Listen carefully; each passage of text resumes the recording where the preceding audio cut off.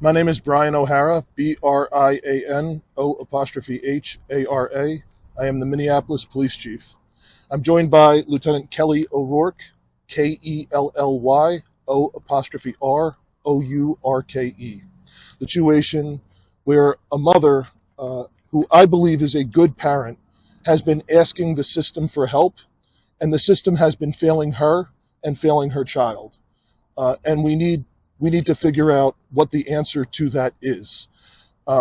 It's disappointing to the community that when police do bring someone like this in, which is our job, when we find someone, we arrest them, we bring them in, that the system doesn't have an answer for what to do with someone this young.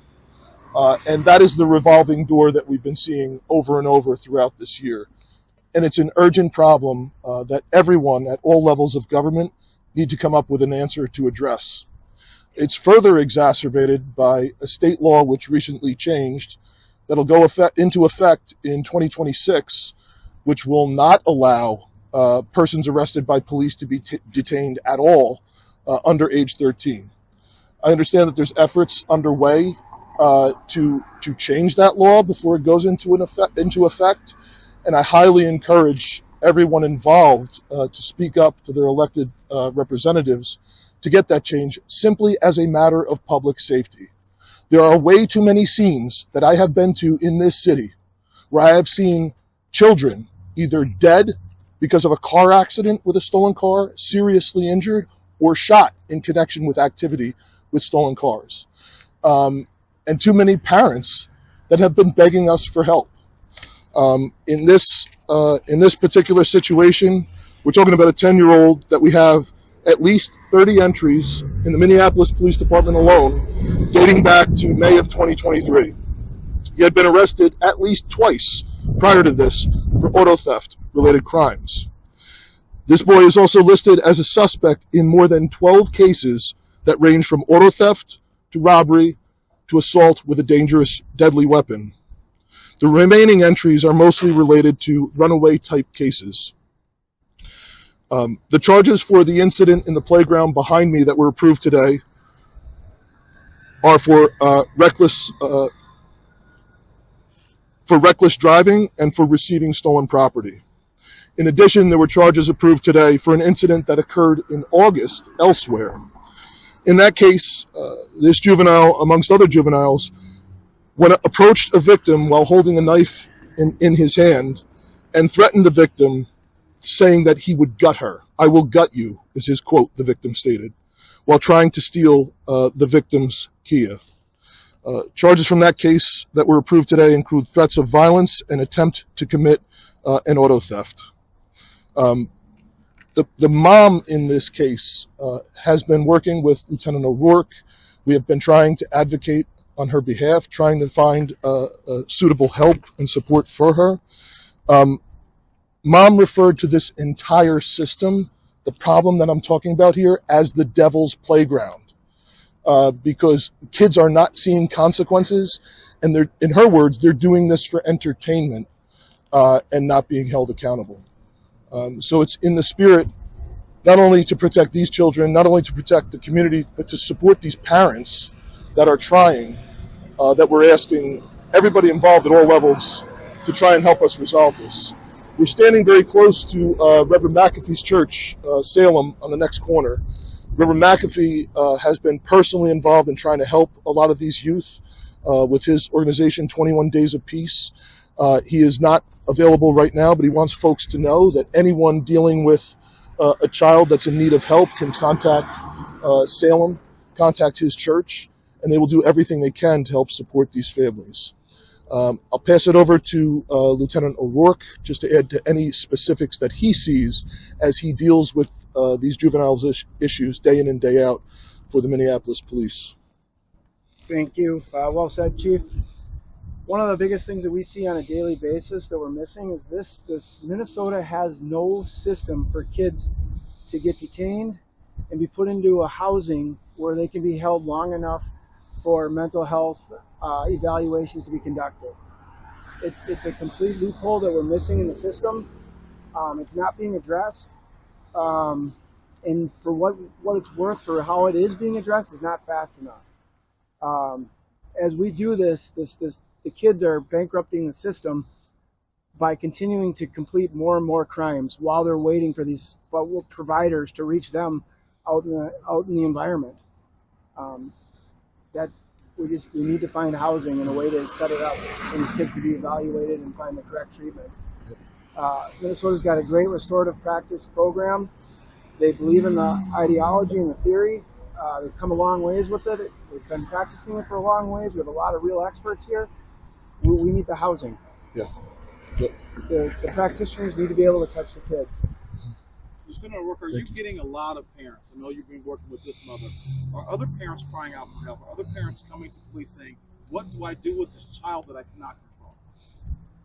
I can tell you that in the last 2 years, I have not seen more mothers come forward, more people from the community come to me just begging for services. They're told that, my kid was released. Well, and that somebody's coming. Well, the kid gets to find out that someone's coming, they're on the run. They take off. They're like, I'm going to lose my job if I can't get to, if I have to watch 24 hours a day and fight the influence from the other kids. The providers can't get to the kids, and it's really unfortunate that the moms and dads that are out here doing it by themselves are finding themselves hopeless. One of the things we've covered extensively is that most of these young kids, when they do get in the system, they're found incompetent. Yes. Because of their young age. Yes. And then there's nowhere to go. Yep. Is that where a key loophole here is? Yes. Yeah. Can you speak to that a little? Absolutely. We have the county attorney's office does work well with us in a lot of respects, but there is this issue out there of a finding of incompetency. It's not that they don't understand what they're doing in the moment. It's the long-term consequences. So they become incompetent. Now there is nowhere to house them. Yeah. So now there is nowhere for the restorative practitioners to give them intensive therapy and teach them the life skills that they need to produce a better outcome. Yeah, and that's part of the emergency with this. If we're going to say just by virtue of age, these children are incompetent, we're going to continue to have this revolving door where these kids continue to, engage in this very, very dangerous behavior that is either going to wind up with them being killed or someone else being, severely harmed in the community. And that's the problem. That's the biggest gap in the system right now, and there just is no answer for what to do with them. What do you think is behind some of this? Is it gang activity or just purely small groups of kids on their own doing it all for fun? Well, I think life has changed in general since 2020, and we see that in terms of crime, and certainly since 2020 with the way that the dynamics have changed around gun violence, and in particular, again, around the Kia and Hyundai auto theft problem, exacerbated by social media. These kids are on social media themselves. They're, showing themselves out here committing these crimes, driving in these stolen cars. And we have taught them essentially that there is no consequence. There is impunity. The kids that are falling into this gap, that are being arrested and immediately released, prior to us being able to provide as a system some type of intensive, supervision and assistance, is failing them. That's the difference. I mean, I'm not from this state, but I hear from folks, they used to have a place to bring kids, and that place was closed. And now there is nothing. And so there's definitely this gap. Look, these kids are, someone like this, unbelievably at 10 years old, is so much at risk that when we are able to take them and bring them in, we can't just let them go. We shouldn't be doing that to mom. We should be able to help in some way because it is so obvious that the risk is so high. And that's why we're seeing, the numbers of, in particular, youth violence against young people skewing so much lower than what they had been before. The number of kids 15 and younger that have been victims of gun violence in this city is higher than it has ever been before. Last month we had one incident where we had 4 people under 15 shot in one incident. That's what was normal, if at all, in 1 year prior to 2020.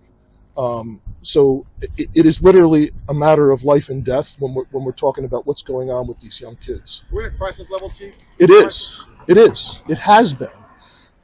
We've been trying to sound the alarm because we see the results of this. We're the ones that are out here on these scenes, dealing with these kids. And at times they're either the victim or at times, sometimes even committing shootings and other acts of violence. Terrible problems around, robbery and other instances. And quite frankly, it's the job of the police to bring them in. It's not the job of the police to punish these kids.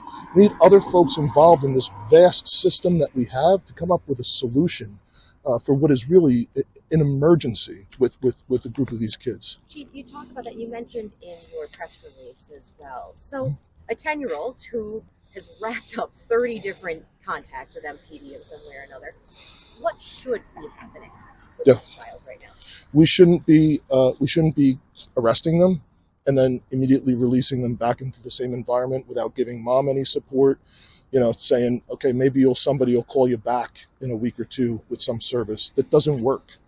When we bring them in, we need to hold them until we're able to place them somewhere that is sufficient to provide them the support that they need. The other thing that's obvious with this kid, I should have mentioned, that is also another common risk factor that we see besides the joyriding and stall and call problem. A lot of these kids have significant histories of being reported missing, as he does as 10 years old. And that's showing you exactly what was said earlier, that a lot of times mom has to go to work. She can't deal with, she needs to be able to make money. She can't deal with, being there essentially 24/7, to provide these kinds of supports and deal with, a lot of the other environmental factors that are pulling these kids in without any, kind of positivity to counteract that. Chief, it sounds like you're working with parents. Is there any accountability held on the parents for this type of behavior? Maybe not in this instance, but there is when it's appropriate, and this is not a case where that is appropriate. We make referrals all the time to child protective services when we believe there's an issue with neglect, and that is just simply not the case. With this particular situation, and we absolutely will not do that unless we believe it's appropriate to do. This is a case, as there are others, where parents need help. It's not an issue of parents being neglectful. Did the boy say anything about what he was thinking? I mean, was this an instance of he didn't know how to drive, and so? You have anything on that? I don't think we can say. Or was it kind of intentional to drive like that? I'll preface like this. It's still an ongoing investigation. It's not complete, so I can't tell you exactly what he has said or hasn't said, but I can tell you what I've dealt with him in the past.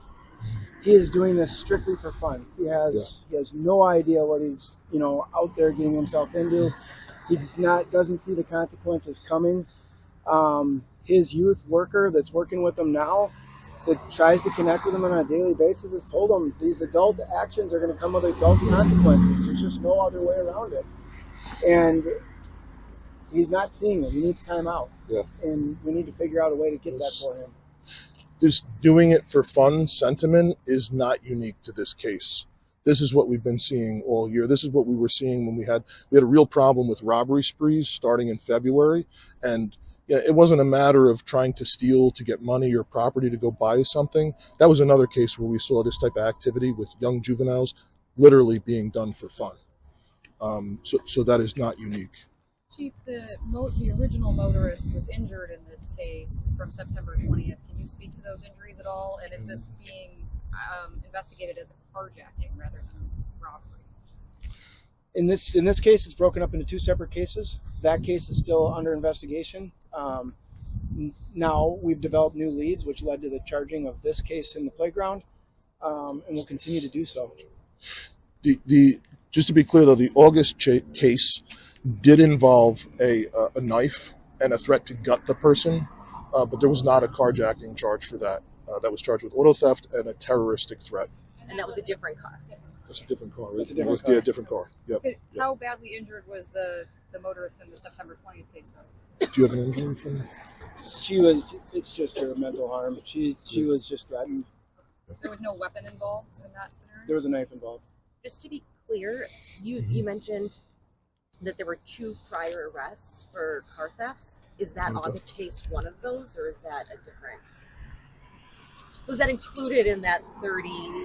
We can follow up. That's included in that 30, yes. Yeah. So this carjacking victim that was involved on the 20th, that person is okay. They were threatened with a knife. That's correct. Was it by this 10-year-old, or do we know that yet? It was by this 10-year-old.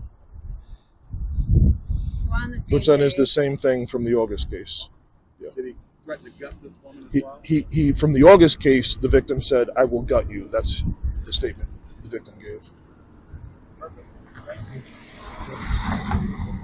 Thank you. Thank you.